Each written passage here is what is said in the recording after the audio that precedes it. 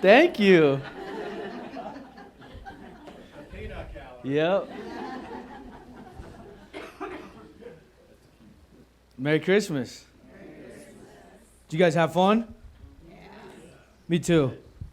Um, Christmas is awesome, isn't it? It is a really cool time period. And for me personally, it was really cool this year because um, Hazel's getting older, and like becoming aware and talking. So it was just a really cool Christmas for me personally because I got to see all the cool stuff everybody talks about. Like, oh, when your kid opens a present, it makes you happy. Like, oh, wow, that's real, right? It's cool. It's not just an infant rolling around in some paper. It's a really cool experience. So I am eternally grateful for that. And I had a great time this year doing all those things. And it was just kind of led me to start thinking a little more. And I was thinking the other day, before Christmas, probably New Year's Eve or Christmas Eve or one of the days before, I'm looking at the bottom of the tree and I start having thoughts my mom used to say. Did I get enough? Right? Is it pretty enough? Are the bows on there good enough? And then so I'm thinking about it and I'm looking around and it was just really cool. I had the epiphany, I guess, of like all those presents are awesome and I really do honor them and I think presents are great. They're a great way for us to express our human nature and love to each other through our matter, right? It's a really cool thing, so I'm not dogging presents, don't hear that. But I really did come to kind of a little realization that the open heart that gave the present and the person that was willing to kind of release the every day of the rest of the year to buy a present, wrap it, give a present, that exchange and those people in the room that are sitting there watching you open the present, that's really where the coolness lays. And I just thought, why is that restricted to a time period in our calendar year? Because the present's not it. The present is a vessel for it. It's an easy vessel for it, right?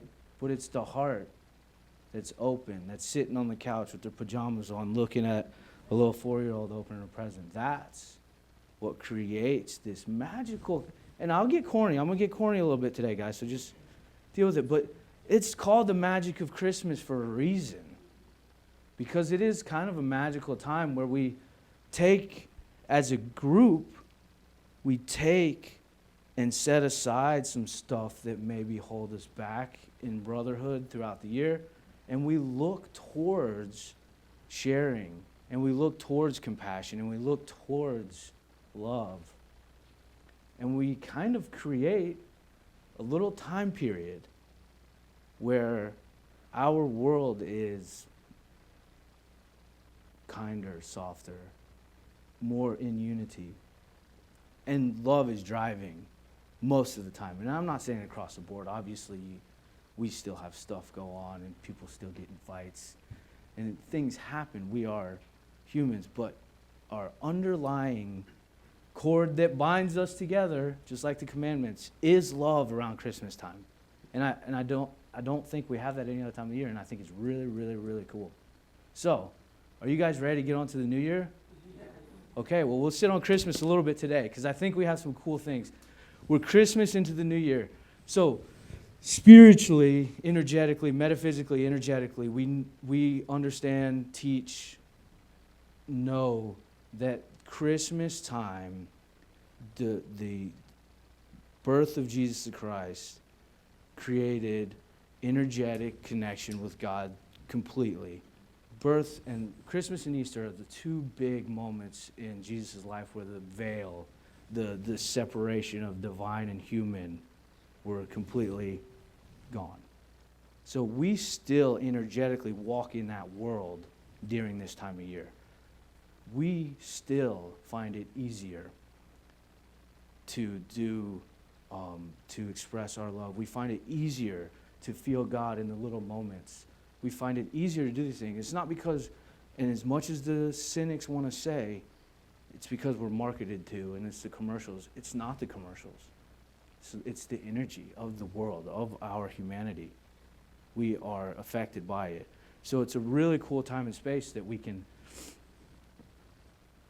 feel God, and we can talk God, and we can exchange love, and we can get together. And it helps us as a group come together. And it helps us as a group let God and let love and let the Christ be the driving factor in life. Right? We do these things, and we code them in feasts and gift exchange and white elephant games and all the other things we do for Christmas. But if we really break it down, when you really do buy that gift, you really do have that love. You really do have that want to share. You really do have that compassion for the family for our family every year. You want those kids to have what you can get them. You guys spoil them every year, and you want to. That's not fake. That's Christmas. And that's Jesus. Christmas, we kind of, as a group, we say, all right, from December 1st to December 25th, we're going to have this Christmas time period. And we're going to prepare, and we're going to be nice to each other, and we're going to run around and buy gifts, and we're going to maybe be a little aggressive in traffic, but we're going to forgive really quick, right? And we're going to ask our kids if they've been naughty or nice all day, and we're really going to try to push them to be nice during that time period, right? All of these principles of Jesus take the forefront. And it is really a time period that I believe that if Jesus, the Christ, were to write what he chose for us, he would write that in as how we would live. Thinking of compassion, sharing, gifting, loving, coming together as the first, not the third or the fourth or the obligation, right? So I think it's really a cool time period that we've kind of come together as a group and agreed upon that, okay, we'll do some of these principles. We'll live some of this stuff really as our priority. And I do believe if Jesus were here right now and said, all right, this is what I choose for you guys, I think he'd probably choose a little more than what we do, but I think that would be the basis of what he would choose for us to live all the time, what our world he would choose to be. So it's just a really cool time for us. And I mean that as a group. We are really cool people all the other year around. We're awesome. We're awesome. We try our best. We're awesome. But Christmas is cool because it's allowed us that time to do that. So, I mean, you look at, so Jesus turning 7. I'll just give you an example out of the Bible, or out of the Aquarian. Jesus turning 7, and his grandfather asked him, what do you want? It's his birthday. They're trying to honor him. You can have anything in the world you want. And what does Jesus choose? He says, you cannot give me a greater gift than allow me to go out into the streets and invite all the other little kids to come and eat with us. That's what he chose. To me, that's what Christmas is, right? Let's go get everybody, round them up, and let's get together, and let's have a great time, and let's share with the soup kitchen line. Let's donate to the thing. We're not even cynical about how much of those presents go to the CEO of the company or not. You guys are never cynical about some of the nonprofits? But we're not at Christmas because we don't care, because it's love. It's that the buying, the wrapping, and the putting on the table is eternal because your spirit did it and your heart did it. And the effects of that are unmeasurable. And then we have this time period where we all kind of come together and choose to do that first. Just like Jesus, what do you want for your birthday? I don't want anything. I want to go and invite all these other kids that don't have what we got to come and party with me. What a cool thing. So we've kind of built this time period, right? This Christmas time, and we really run through it, and we have a great time. And we look forward to it, and we prep for it, and we do all this stuff, and we get everything, and we get our hearts open, and then December 26th happens. And then one's giggling, I know where I'm going next. How fast are we to pick up all the stuff that we put down on December 1? How fast are we to pick up all the stresses of the week before that we think we neglected because our hearts were open and we weren't worried about whether or not there were packages in the corner because our priorities were different? And I'm not saying don't clean up. I'm saying, how quick are we to pick up the stress and the burden and the monkey again, right? So I think we have this whole build-up and this whole crescendo to this grand festive time period filled with love and sharing and compassion, and we kind of let it end and pick up everything else that we put down almost immediately. And it's almost like, man, we're given this gift and we're just done with it. And sometimes, I know in metaphysics and what we teach, really to own an experience, you have to sit, honor it, be grateful for it, take it inside your heart, and then move on. It's not, oh, it's done, that experience is done, guess what? That experience is right back in front of me, right? So metaphysically, we teach that. Let's do it with Christmas. It's this gift that is, to me, here's my vision. I wasn't going to say this, but it's like we build this, you guys all know Jenga, obviously, hopefully. I shouldn't say obviously, somebody probably doesn't know Jenga, but it's a game where you stack them and then you knock the things over. So it's like we've all got all these beautiful princess. That was a slip. You got all these beautiful Christmas Jenga pieces stacked up, ready to go. And it's perfect. And December 26th, December 25th, you've made this huge tower. And it's awesome. And then December 26th, we push the middle one, run away, and say, I want to go lose weight. You know what I'm saying? And it's like, but you want to lose weight because you want to be happy, loving, and caring, and compassionate. And you just push the middle Jenga out. You know? You're done with it.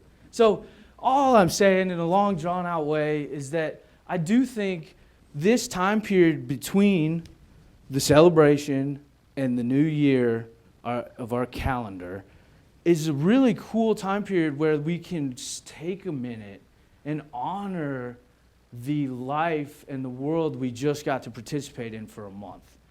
That those moments that made us feel Christmas, those moments that made us happy. I was in Walmart getting wrapping paper a couple days before just to make sure we had enough. And I'm searching through Walmart doing this wrapping paper. And I know you guys might understand, but there's no paper on these rolls anymore. I'm going through every roll going, is there even a roll that I could wrap 5 presents with? You know? And so I ended up getting 3 rolls of similarly colored paper to get enough paper. But there's a lady next to me, and she's looking, and I just said, they don't put paper on them anymore, do they? She says, no, they don't. So, but we ended up having this conversation, and she's asking me if I saw other paper. But the words were not important. We were in the Walmart, and it was 2 people that saw each other and honored each other, and it lifted me the rest of the day. It was a very cool experience. But how often can we have those experiences a lot in December, right? Mm-hmm. We probably do. We open up. We say, Merry Christmas. We see you. We see you. Do we have that experience in Walmart February 23rd? Do you know what I'm saying? But it's such a cool time, so let's take a minute and honor it. So really I'll kind of end on these last couple ideas. Just run with me for a minute. We know calendars, the piece of paper that tells us what day it is, don't matter to our spirit, right? The stars do, but the piece of paper and the January 1, blah, blah, blah, we could change all that and it would be okay. What if our year ended after Thanksgiving? What if we capped our year giving thanks for the last year we had, and then our year started with Christmas? And that essence of Christmas, that Christmas magic could be a seed for the rest of our year. It's not the end, okay, I'm done.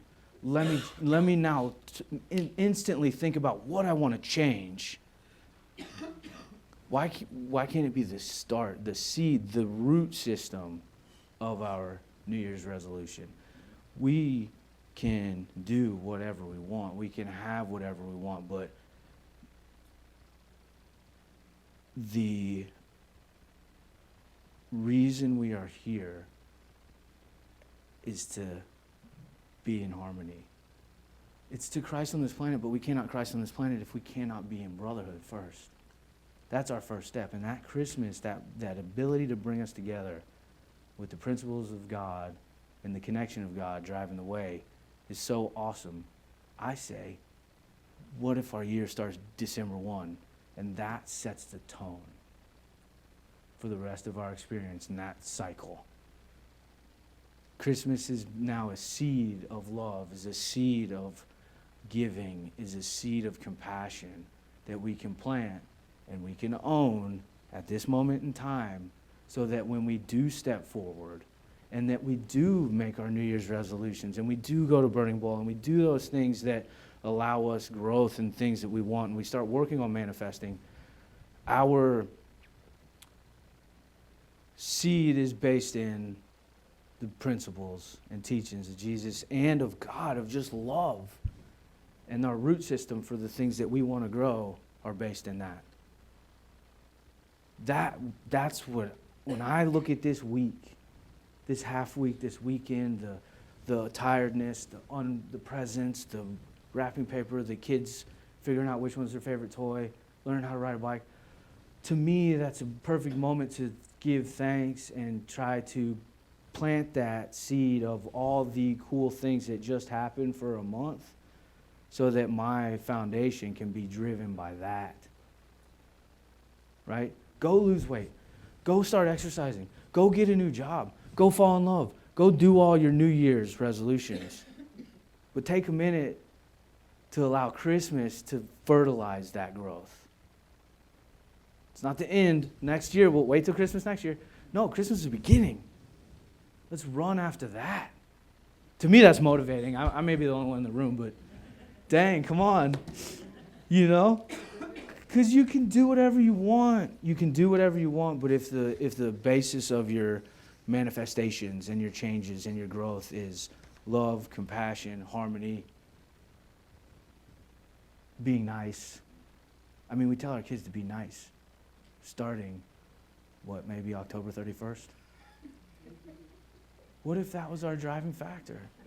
For us, we'd never have to tell them to be nice again because they would just do it. Anyway, so I would like to close. Let's all we'll do a meditation. We're going to get our Christmas seed and plant it. You guys with me? Yeah. All right.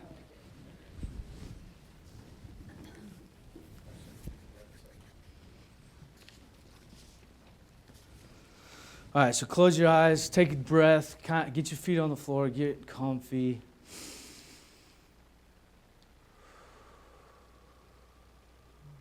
And I want you to just see a white light coming down and filling you from the top of your head all the way down through your shoulders, down through your feet.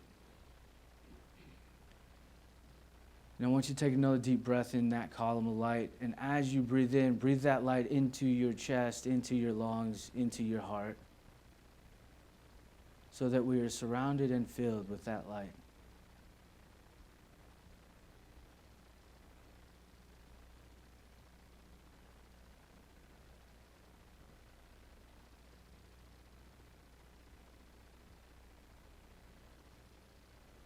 In this space, I want you to imagine a garden, a field, whatever comes up.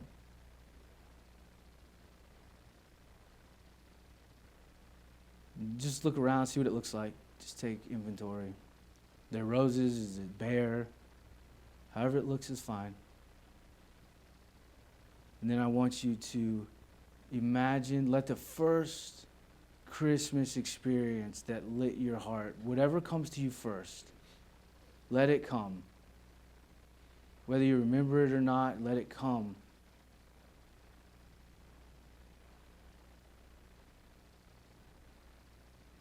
And in this experience that we see now, we know it represents God and love and peace.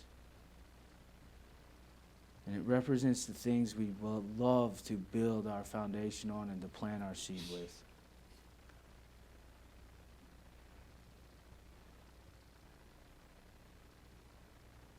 So I want you to take that experience in your hand and just thank it.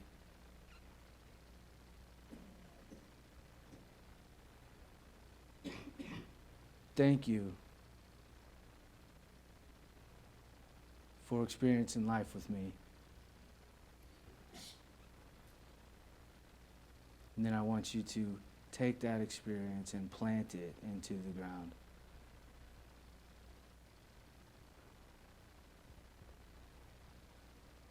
And when you plant it, we pray. God, as we plant this seed, we ask that love, peace, and harmony charge it. We ask that your love charge this seed. And we ask that every manifestation that we have is rooted in this, in the ideas and principles of love. And we cannot wait to see what it looks like.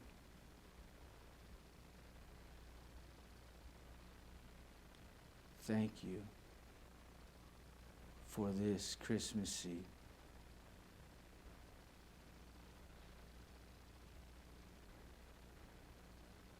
Take a deep breath, say your own little thing to your seed. Maybe sprinkle some water on it.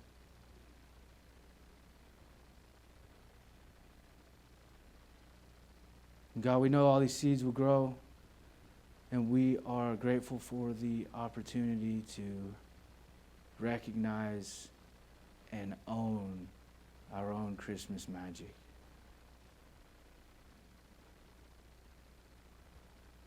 And we look forward to moving forward in that spiritual awareness.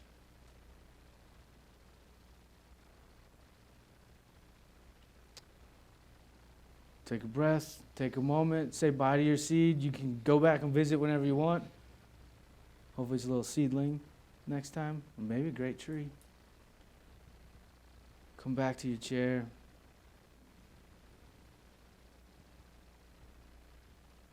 You can open your eyes.